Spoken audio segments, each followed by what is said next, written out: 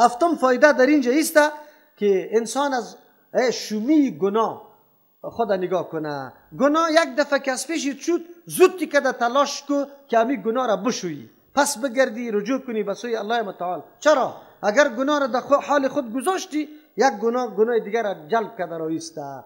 یک حسدی که بگوی برادرای یوسف علیه السلام با یوسف علیه السلام سبب صدها گناه دیگه شد. دروغ جور کردن، حیله جور کردن، برادر ظلم کردن، برادر غلام جور کردن، او را فروختن، او را دزد معرفی کردن. کدام کاران نبود، گناه نبود که از دست کی نشد؟ برادرای یوسف علیه السلام نشد، لیکن منشش یک گناه بود، به خاطر که گناه را جلب کرده و جذب کرده رایسته. هشتم فایده است که انسان عبرت بگیره در حالت انسان کدام مهم است. حالت انسان ابتدای آدم اگر ناقص باشه پروا نداره. کل ما و شما ابتدای ما ناقص بود. کسی خاکی قبر میخورد، بگه کسی پیر صاحب دستش بوسه میکرد و کسی یا سخی صاحب گفته صدا میکرد. کسی در گردنش اینا توپکا، اینا تارا بود، حلقه ها در پایه چشم بود. اما اصل اعتبار به حالت نهایت است. الله نهایت ما را خوب بکنه. این مهم است که ما در حالت نهایت موحدین و واقعا پابند کتاب الله و سنت رسول الله باشیم. این بسیار مهم است. اینجا ندیدی که مسئله نهایت ابتدا حالت یوسف علیه السلام سیکو و نهایتش سیکو. نهم فایده در اینجا است کدام احساناتی که الله بالای یوسف علیه السلام کرده. چقدر احسانات بزرگ بود. علم داده بود، حلم داده بود، بگوی مکارم اخلاق از او بود.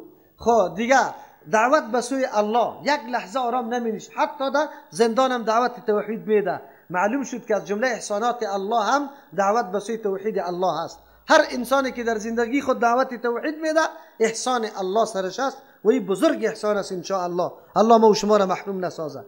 دهم فایده در چی داستان یوسف علیه السلام در است که چیست؟ هرگاه یک شی در توسط دستا رد و بدل شود او حالت اصلی خود از بین میبره. حالی اگر در حالت تغییر داده کسی او کار انجام میده گناهگار نمیشه. یوسف علیه السلام انسان حر است، حر فروختنش حرام است، اما این عزیز مصر خریده، این قافله خریده. علتش است که از یک دست دیگه دست از دیگه دست دیگه دست، اما اصلیت که حریت بود چی شد؟ بگه گم شد. حالی اگر کسی بعد از این را من حیث غلام گرفت او مردم گناهگار بود؟ نه. چرا؟ به خاطری که دست به دست شدن ایگپا شخص در سرحد رسان که حالی حقیقتش شناخته نمیشه. همین قسم پول حرام اگر از یک دست دیگه دست از دیگه دست دیگه است، در دست پنجم بالا نمیفهمه که پول حرام است، او بالکل معامله میکنه، پول میگیره، برای ازی بالکل درست است. اما برای کسی که اول گرفته که حرام بودن برش معلوم است، سری از او حرام است. دیگه فایده در چی ما است که آدم خود نگاه بکنه از خلوت با امرای زنا، تنها ماندن با امرای زنایی که ترس میشه که در فتنه واقع نشوی. البته اینطور وقتا میاد که انسان خلوت با زنا میکنه اما ترس واقع شدن در فتنه نیست. باید انسان خود نگاه بکنه، یعنی اسباب اتهام از خود دور کو و خود چی باید بکنی؟ تنها نشوی. از همون خاطر در حدیث پیامبر علیه السلام چی میگه که ثالثش چی هسته؟ لا یخلون رجل بامرأة، یک گاه خلوت نکنه یک مرد با امرأتی کی؟ یک زن، مگر سومش چی میباشه؟ شیطان میباشه. دیگه فایده یا چیست در این داستان یوسف علیه السلام است که چی است؟ مقابله با امرای چی؟ قصدا. گاهی در ذهن انسان چی میایه؟ افکاری میایه، خطورات میایه که ما و شما او را به نام هم یاد میکنیم. یکی عزم است، یکی هم است. عزم او را میگه که در پختگی میرسه، همون است که یک دفعه در دلت میگرده خب باز تو او را زائل میکنی. این همی چیزایی که در قلب انسان میایه باید قطعش مقابله شود. بنابر یک تفسیر در قلب یوسف علیه السلام میل به سوی زنا چی شد؟ طبعا پیدا شد، اما مقابله که توسط خشیتی کی؟ الله متعال. از اون خاطر یک درس عظیم شد که ما و شما هم بینمی قسم حالتان روبرو میشیم. او طرف دزدیست، اونجا خشیت الله، او طرف شراب است، او طرف خشیت الله، او طرف چیست؟ زناست، او طرف خشیت الله هست. توسط خشیت الله انسان میتونه خود نجات پیدا بکنه. دمو 6 نفری که در روز قیامت در زیر چیست؟ سایه عرش الله متعال است، همون شخصی هم است که صرف به خاطر کی بگه ترس الله متعال چی کرد؟ امرای زن کاری بد نکرد که از جمله نه یوسف علیه السلام است. دیگه از داستان یوسف علیه السلام این واضح شد برای ما که ایمان پخته زمان در قلب جابجا شوه، الله متعال و تو از اینمی ایمان کار بگیری، در کار پرتیشه، الله حتما نصرت و امدادت میکنه، دفاعت میکنه. ایمان یوسف علیه السلام در قلبش داخل شده بود و در کار انداخت، ایمان ای را وادار کرد که بدو کنه. الله نصرتش کرد یا نکرد؟ بالکل کرد. هر انسانی که ایمان پخته شود در قلب، بعد از او در حرکت بندازشه، الله حتما دفاع میکنه، نصرتش میکنه. دیگه فایده در این داستان یوسف علیه السلام است که از کدام جاهایی که فساد است یا نعوذ بالله در فتنه واقع میشی، بعد از اونجا فرار بکنی. چی بکنی؟ فرار بکنی. عجیب است که حالی مردم تلاش میکنه در جای فتنه، در رقص خانه ها این مردم میره، در توی خانه ها این مردم میره، از اینجا مملکت اسلامی را ترک میکنه، میره ایال خدا میبره در ممالک کفری، میگه اونجا زندگی راحت تیر کنیم. زندگی راحت، تو را پیش گفتیم که زندگی فراز و نشیب است، انتقالات است، هیچگاه پشت راحتا نگرد. زندگی وقتی راحت میشه که انسان در طاعت الله متعال او را سپری بکنه. از همون خاطر انسان از جایی که فتنه واقع میشی بعد فرار بکنی، مثل که یوسف علیه السلام در فتنه واقع میشد، فتنه زنا، فرار کرد. دیگه گویی اگر چیستا توسط قرائن هم عمل میشه. قرینه اگر در زمانی که اشتباه پیدا شود، یک چیز اشتباه پیدا میشه، قرینه اگر موجود بود سر از او عمل بکو. مثل که اونجا بود اشتباه پیدا شد که آران ملامت یوسف علیه السلام یا زلیخا است، اون شاهد پیدا شد و گفت که الا سعی کنه که دامن از کجا پاره شده. اینجا قرینه چی شد؟ بگه عمل سر شد. در شریعت امام از قرائن، سر قرائن عمل میشه اگر اشتباه پیدا شود. دیگه فایده در داستان یوسف علیه السلام است که حالت یوسف علیه السلام است، یعنی جمال ظاهری و باطنیش. جمال ظاهری یوسف علیه السلام خو واضح گپ است که حتی اون زنا چی کردن؟ دستا را قطع کردن تا استخوان هم رساندن کار داره. اما جمال باطنی یوسف علیه السلام چی بود؟ بگوی کی گفته میتونه؟ جمال باطنی یوسف علیه السلام کیست؟ میره شما بگید. پاک دامنی، عفت و پاک دامنی. یکی. دوم عقیده خواه است، ایمان او را بگذارو، خو اصلش است. دوم کدام چیز است خیلی نمایان ده؟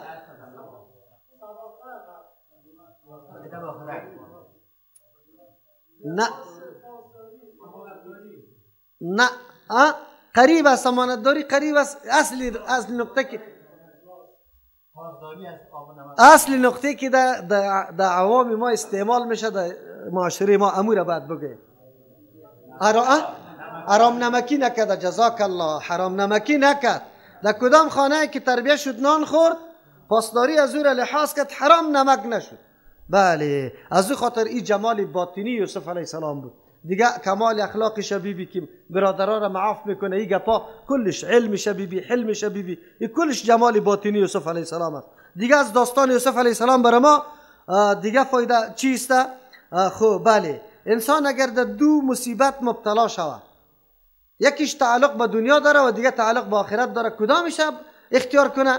آنچه که تعلق به چی داره؟ دنیا داره. یوسف علیه السلام خود در زندان برد، اما نخواست که چی بکنه؟ نعوذ بالله زنا بکنه که سبب عقوبت چی میشه؟ آخرت میشه. آدم یوشار همینطور است. اما مردم حالی چی میکنه؟ بگوی لذتای دنیا را اختیار میکنه برای خریدن چی؟ بگوی جهنم. سینما میره تکت میکنه، زنا میکنه، پیسه میده. نعوذ بالله. کلی از یای نمیطور است. ساز و سرود و موسیقی در موبایلتان هر روز مسیج میاد. این بدبختا شبکه ها بغیر از پخش فحشا دیگه هیچ کار نداره و خلاص. باز از اگر چیزای اسلامی را میشنوی، مچم که در روزی چند میخوره؟ 7 روپه یا 10. خب اگر موسیقی گپا را میشنوی 2 روپه. همونطور است. پیام همونطور میاد. این طور گپا را براتان پیش کرده رایسته. از او خاطر عذاب آخرت انسان باید نخره. دیگه فایده در اینجا در این داستانی که یوسف علیه السلامی بود که انسان در هر حالت که در مصیبت و تکلیف واقع میشه التجا به کی بکنه؟ به الله. چرا که یوسف علیه السلام معاذ الله به الله پناه برد و الله امدادش هم کرد. دیگه از داستان یوسف علیه السلام فایده دیگهش، انسان از کجا شروع کنه؟ از اهم، آن چیزی که اهمیت داره. صحیح است.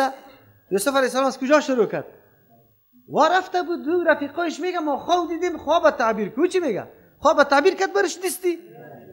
اول برش گفت که یا احتیاجات پیدا کرده پیش ما گپ مرا یکم میشنوه. اول دعوت توحید داد. شما دعوت بر رفع الیدین نکنی اول کو. اول مردم توحید بفهمانی، بعد از او خودش رفع الیدین میکنه.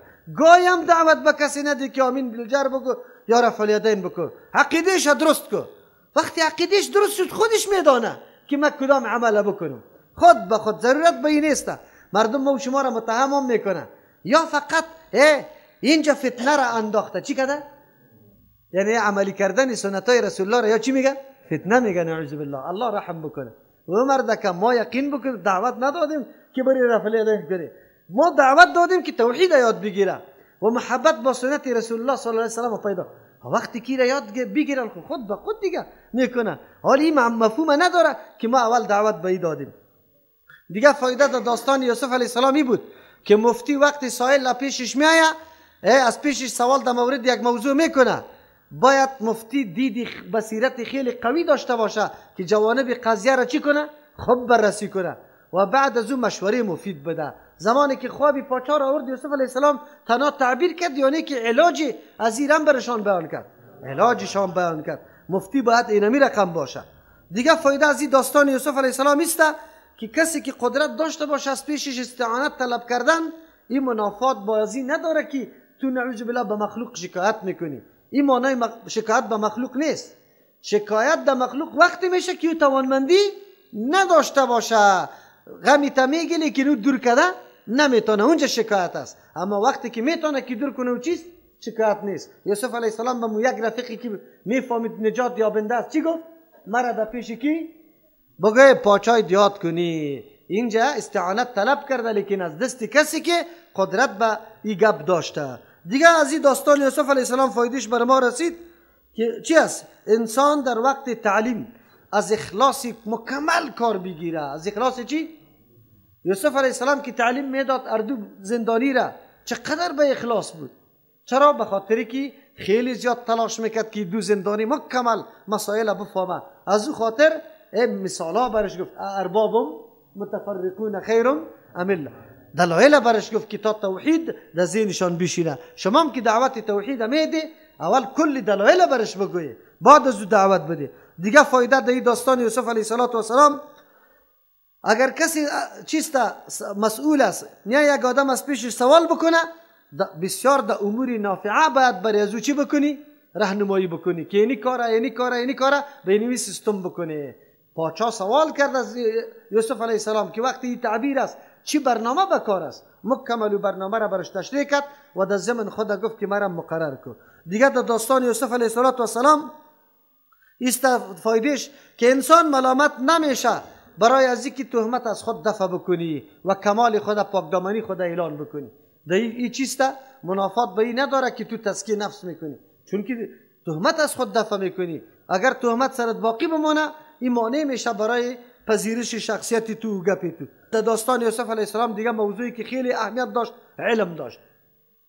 پادشاه دیگه مردم از یاد داشت اما چون علم یوسف علیه السلام در او پست و وزارت خیلی مهم بوده از او خاطر او را مقرر کرده. دیگه فایده در داستان یوسف علیه السلام اگر انسان از او کمالاتی که در وجودش هست او را خبر به کسی میده این درست است در صورتی که مصلحت ایجاب میکنه. چی ایجاب میکنه؟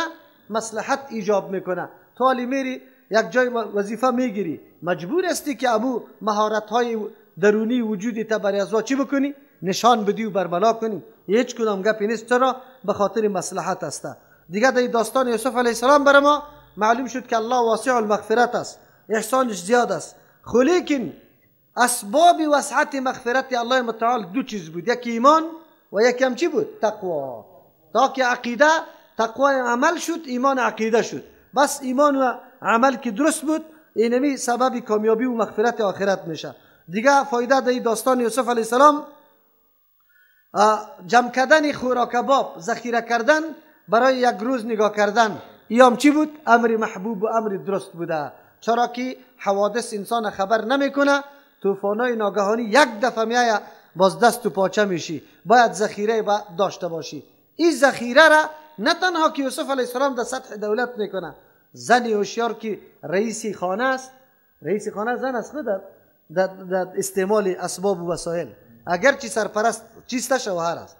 شما خبر داره زن هوشیار است برای خود 1 کیلو بوره، چاکلیت، ای چیزای مهم امون ماندگی است. این گپا کی برای ما واضح شد؟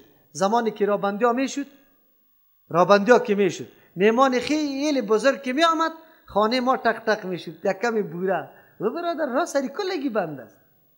الله والده مرا عمر بده، ماشاءالله در این کار اول نمره بود. دیگه یقین بکو که دمی کلی رابندی در یک موقع ما بیچی نشده. چرا؟ ذخیره داشت.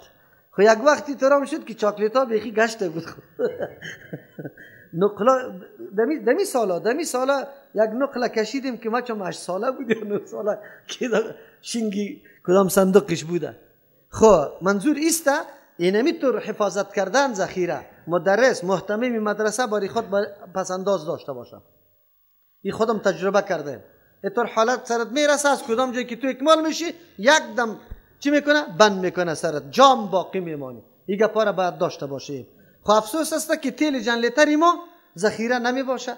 از او خاطر این گپ برای این جمع گفتم که فکرتان باشه، کلگی همیطور باشه. خب این ذخیره ها به درد میخوره. این داستانا کلش برای ما درس است.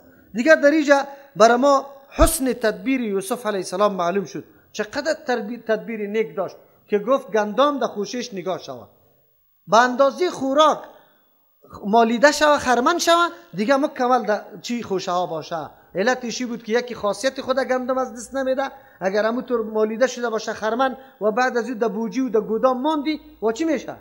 بگه خراب میشه، بدمزه میشه و دیگه هر چیز میزنه چی وینه وی گپا. یوسف علیه السلام چقدر تدبیر نیک گرفت. از همون خاطر زن تکرم هر چیز در جای مناسبش میمانه. آر در مثلا چیزای خوردنی موش در اینطور جای میمانه که موش برش رسیده نتانه. جای چیزی که پیشک خوردنی است او را در جای میمانه که پیشک خوردن نتانه. اگر حسن تدبیر کسی نداشت واسه میکنی که تو گوشت آوردی با بسیار قیمت ولی او را چی کرده؟ بگه پیشک خورده. این گپا است. حسن تدبیر با کلگی است، نه به زنانه، و شما هم است. حسن تدبیر یک دریور، حسن تدبیر یک استاد، کلش حسن تدبیر یک استاد در شیوه درسش است. چه قسم شاگردا را قناعت داده میتونم، از کدام ناحیه شروع کنم، جلب توجه شاگردا کی میشه. بینمیز حسن تدبیر در هر معامله ضروری است به هر انسان، مثل که یوسف علیه السلام چی کرده بیان کرده. دیگه در اینجا برای ما و شما داستان یوسف علیه السلام مشروعیت میهمان نوازی است. یوسف علیه السلام برادرای خود خوب نوازش کرد، حتی امو پولم پس چی کرد؟ برشان داد، در بارشان گذاشت. کسایی که در هتل هسته، ما خودم در یک هتل از جمله دوستا بود، پول گرفت در ظاهر از پیشم نه، لیکن ختمه در بغل کشی برو مولوی صاحب بخیر بری، ولی یک وقتی در جیب دست میکنم که پیسه است. ایرا چی میگه؟ یوسف علیه السلام هم اینطور کارا میکرد. اونجا دلی مرا خوش خود بیا زو سر من چی نمیکردم، لیکن اون پول به یک سیستم دیگه پس چی کرده بود. یوسف علیه السلام هم اینطور کارا را کرده بود. ایرا مهمان نوازی میگه. بدگمانی سر کسی اگر قرینه موجود باشه این ممنوع و حرام نیست. بدگمانی اگر چیسته؟ بگوی سر کسی اگر چی نباشه؟ قرینه موجود باشه. دیگه چیسته؟ این ممنوع نیست که تو گمانی بد کنی، چرا که قرینه وجود داره. دیگر در این داستان بر ما واضح شد که کدام اسبابی که برای دفع نظر است آدم استعمال کرده میتونه، که یکیش در حدیث آمده کسی که عاین است، یعنی چشمش بد میخوره سری مردم نظر میشه، او باید اگر اونمون نظر شده آمد برای از این نفر گفت که برای من آب بده، از کمر پایین آب چی بکنه؟ خود سرش بشویه که برای امو کسی که نظر شده او خود جان خود سرش بشویه. یا این چیستا بگه ذریعه است که در حدیث بیان شده، پیغمبر علیه السلام تعلیم داده نظر چی میشه؟ دفع میشه. اما اوی که زنا چی میکنه؟ سری بچه میگه بچه نظر شده، امی چیستا بازار ده میگیره چی را؟ او را باز دم خانه سیاه، در خانه سیاه باشه در سری دروازه میزنه، اگر زیاد امی آر طبعا بند میشه نه؟ میگه یک قدر زیاد نظر شده، یک قدر کلی آرد. این گپا نیست، این توٹکا غلط است، در دین نیست. اسباب شرعی، اسباب شرعی دم است، دم کردن، اسباب شرعی اونمو عمل که ما براتون گفتم اونمو از جمله اسباب است. دیگه در این داستان برای ما واضح شد که انسان از توریه یا معارض برش میگه در شریعت. توریه و معارض هم در قول درست است، هم در عمل درست است. در قول هم درست است که یک کسی را چیست کلمه بگویی که یک معنا را فهم کنه و تو مقصدیت بگوی دیگه معنا باشه. و در عمل هم همینطور میتونی. پیغمبر علیه السلام وقتی که جهاد میرفت طرف پول چرخی، لیکن لشکر حرکت میداد طرف خیرخانه.